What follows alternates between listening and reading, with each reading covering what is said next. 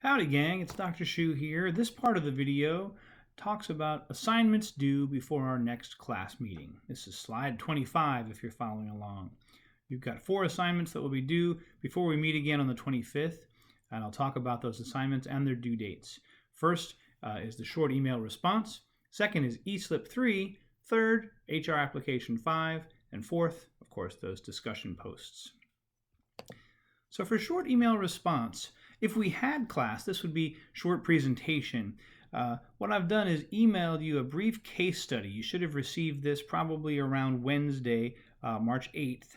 And it describes a situation in selection. What I'd ask you to do is read the case and write a brief response, only a paragraph or two, even shorter than an eSlip, and address the following questions or items. So first, what type of selection tool is being described in the case? Is it an interview? Is it an application blank? Is it a biographical information form? Right? Just tell me what kind of tool we're talking about here, based on what we talked about in the notes. Second, is the tool and is the scenario described in the case study, is it reliable and valid? Is there an issue with either the tool or the situation? And think about different kinds of reliability and validity. Is there a criterion validity issue? Is there an inter-rater reliability issue, right, with the situation or with the tool that's being used? And if so, why? And then also, is there a legal issue present in the case study? Has the law been broken or potentially broken? Is there potential for discrimination here? And if so, why? And what could you do about it? In other words, how could you change the circumstances in the future or do it differently to minimize the potential for a legal issue?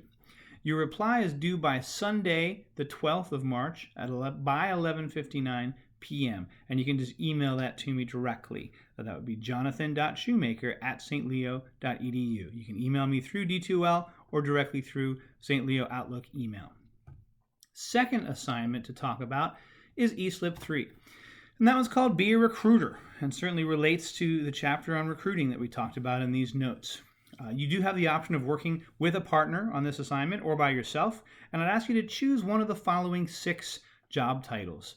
We got a registered nurse, executive director of sales at Apple, a sandwich artist or counter person at Subway sandwich shop, a telephone rep for a customer service center, someone who is recruiting enlistees for the armed forces, so an armed forces, a military recruiter, or a seismologist.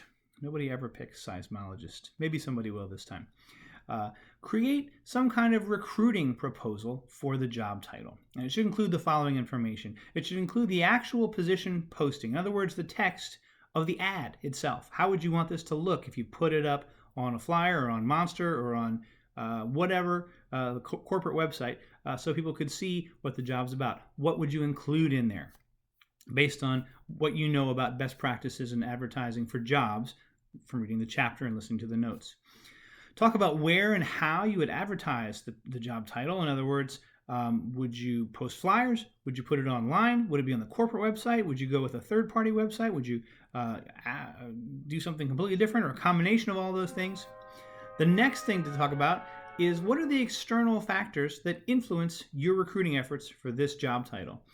In other words, is there a lot of competition in this industry? Is there a shortage of the talent pool? Is this something that very few people are going to be qualified to do? Is this something where you're going to be looking locally or globally or whatever? Those are some of the things you might talk about. And then last of all, talk about why you chose a particular style of message. In the recruiting chapter, in the slides, we talked about whether your message or whether the way that you market, essentially your marketing to your applicants is it realistic, where you tell them, you know what, this is not an easy job, or it's not going to be a job that everybody loves, or there's going to be some hard shifts, right? Giving them that realistic job preview. Is it targeted? Are you looking for a very specific segment of the population who could do this job? Is it branded, where you just say, hey, look, everyone knows our company, you know we're great, you want to come work for us? Or is it a combination of some of those things? Talk about why you chose that particular style of message. This will probably be 1 to 2 pages double-spaced. Part of it will be the ad, part of it will be sort of responding to those last 3 questions. And this is due by Wednesday, March 15th by 11:59 p.m. third assignment, HR Application 5, creating a selection system. So this is the one where you get to decide how you would staff or choose or measure people's skills and abilities and KSAOs and task capabilities to choose them for a job. The job that you choose in this case will be one that you're interested in and somewhat familiar with. This will be important because it's important that you be able to talk about the job and what the required KSAOs are. And that you'll see why that is true in a second. So you can choose your current job. You can choose your current job for this assignment. And you're going to be asked to develop a selection system or a process or a set of tools for the job. And you'll talk about all the tools that you'll use to measure your KSAOs. Okay, thinking about how the selection process should work, how we are narrowing this funnel. So we start with a lot of applicants potentially at the top and then narrow down to the last few or one even that you're going to select.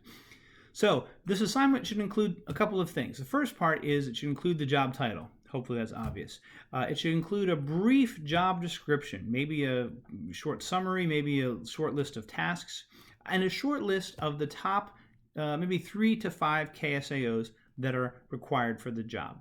The reason why I want to include that is because your selection procedures should follow from that. Here's what the job description says, and here's why we're using these selection procedures to figure out if people have these skills or are able to do these tasks, etc.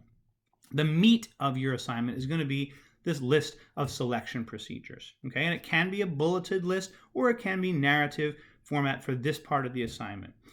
What I would ask you to do is for each selection procedure that you choose, and again, by the way, you're not going to choose every single thing out there depending on the job, depending on the talent pool, depending on how many people you anticipate starting with at the top of your selection funnel, and how many people you want to end up with at the bottom.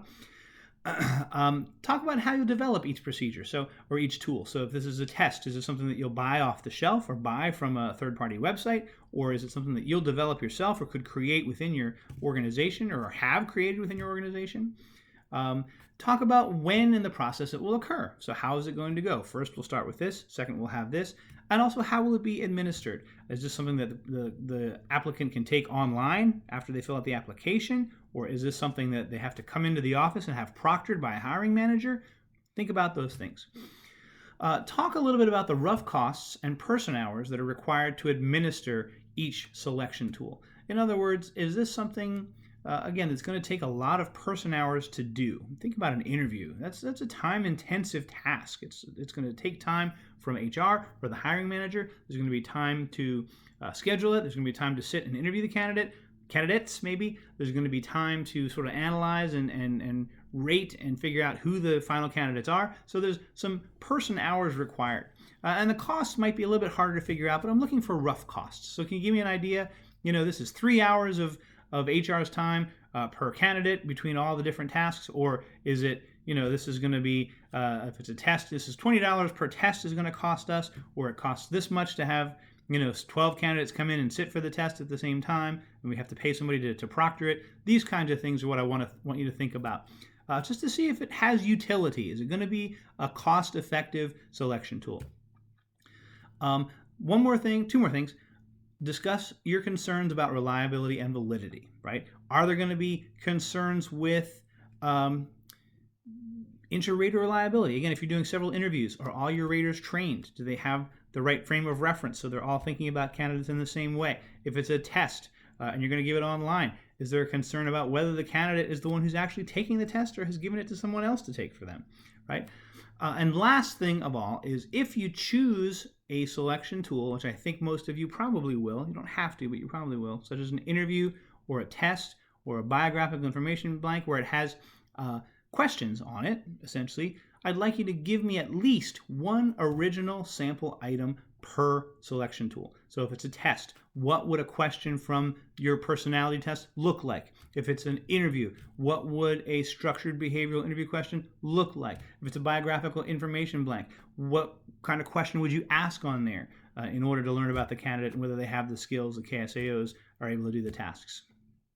For this assignment, I would expect, it says 2 to 4 pages on the slide. I would expect it probably would take closer to that 3 to 4 pages. It's a little bit longer, a little bit shorter. That's okay as long as the content is there. And of course, I'm looking for your content to be there. for it to be a sensible, realistic selection plan or selection process or selection system. And I really want to make sure that you're thinking critically about this, not just saying, oh, we'll include the kitchen sink, right? Because you're not going to do that in the real world. So that's it for the assignments. The last thing to think about is the discussion questions, and you know when those are due, and those are online anyway, so hopefully there's no question about those. Just to update you on the next class meeting, of course, we'll meet again on the 25th of March, and we'll talk about chapters 13 and 14. I'll talk about 13. Christina and Rosa, counting on you to talk about chapter 14. We'll have our third exam. It may be an in-class exam. It may be a take-home exam, depending on how much time we have. I don't want to guarantee that it'll be one or the other, just in case. We want to be flexible. And we'll also have our final homework will be assigned that day, which will be due, of course, the following week. We'll just let you know we're getting close to the end of written work, so that's exciting for this class. And you should be thinking about those term presentations as well. All right. Thank you, everybody, and hope you have a great couple weeks.